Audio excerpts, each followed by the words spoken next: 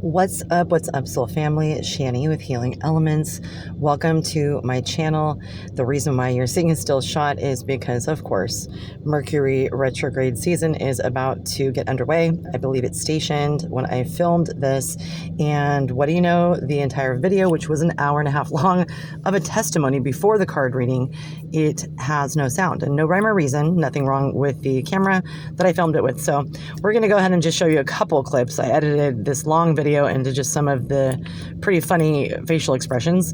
I will do another completely separate video, but basically, as you see there, the wormwood combination of holistic herbs I'm taking is due to something I've been dealing with, and finally, pretty sure the doctors and I finally figured out what is going on. So in any case, maybe that was spirit just letting me know, get on with the reading, and testimony video will be separate from this. So I'm going to go ahead and get on with the reading pretty soon. It is going to be, of course, this is voiced over, but I really liked the cards that came out. I thought it was incredibly relevant. This is out of the deck that is of divine feminine origin. It's the Goddess deck, Lovely Ladies Goddess deck by Shen. So pretty awesome. Definitely has themes, and I'm guided to continue with this style, and that's why I edited the funny facial expressions. And here we are on to your cards, guys, on to your reading. And since, of course, there was no sound, I edited and did put some titles and some descriptions of each goddess. So again, this is the Legendary Ladies Goddess deck by Shen. This is Virgo season, guys. Virgo season is also associated with the planet Mercury, which rules Virgo, and we have Mercury doing a retrograde cycle in Libra and in Virgo. So there are a lot of themes that I've been personally dealing with, and I imagine you have been also as well. There is a lot of heavy hitters making aspects, Jupiter and Mars in particular, and this is all about typical, traits with the Virgo maidens that I love. Shout out and happy birthday to my mother, September 20th, and any other Virgos. I just love you guys to death. All about, doing something with care, passion, nurturing something with a practical approach that is to perfection and very tidy. So here we get to the cards. This is the first card. It is the goddess Aditi, the creation goddess. It's a Vedic goddess in Hinduism, the personification of the sprawling infinite and vast cosmos, goddess of motherhood, unconsciousness, the past, the future, and fertility. So I thought this was very relevant because Mercury going retrograde always does have a revisitation of past themes. Next card that came out collectively is Demeter, or Demeter, the ancient Greek goddess of harvest and reaping what you sow.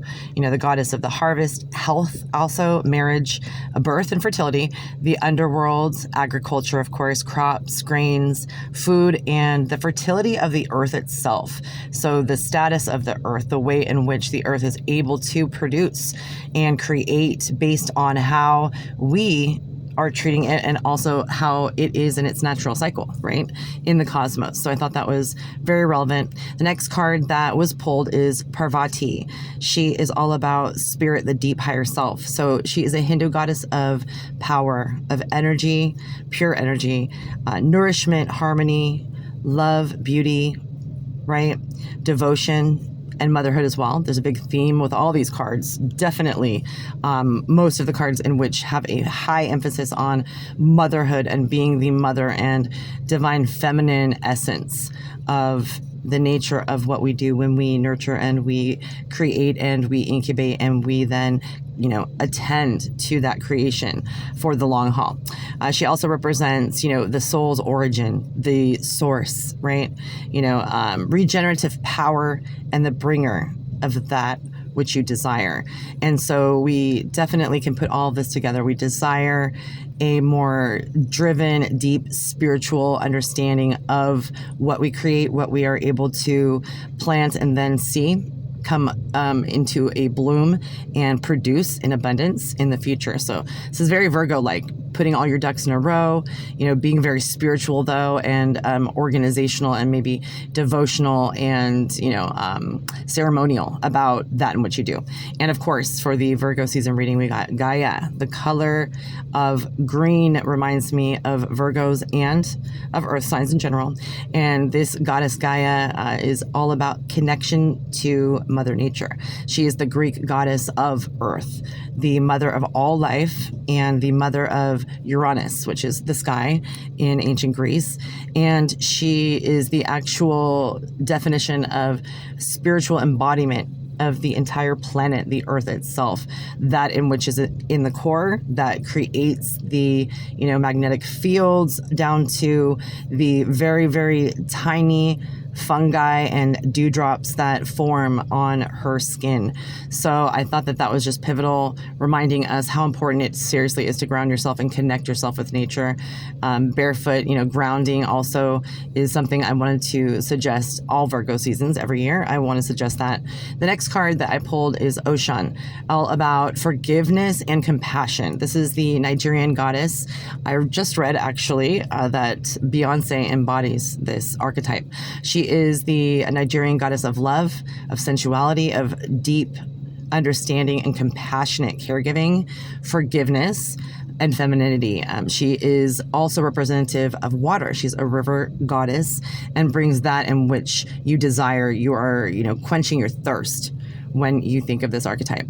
And this next one is tough to pronounce, but I'll try. It's Estinat, all about transformation. This is a spirit of the Navajo. She is one of the creation spirits, a creator goddess, and she is the goddess of transmutation and is often called the woman who changes. She is associated with big monumental changes, in particular women's puberty and the entry into a different phase into that womanhood and that life of profound transformation, that in which also embodies the motherhood concept, birthing something, going into a new phase in gestation, a new transformative stage in which stronger connectivity to our earth is obtained, and nature's connectivity and the understanding of all intertwined together with us, we are part of nature, is achieved with, I think, the blending of these two cards and the meaning for this season for you guys. I know that a lot of you, like myself, are passionate about that kind of thing. These two cards, all about spirit and forgiveness, that divine feminine compassion, is, I think, for us to connect deeply to our higher self, the fractals of our soul, right? The understanding that love has no limits, no boundaries, no bounds, only embracing affection with all, knowing that we are all sovereign, separate, independent beings, but yet part of a great network, that we are all one and we all should treat each other how we would want to be treated, basically.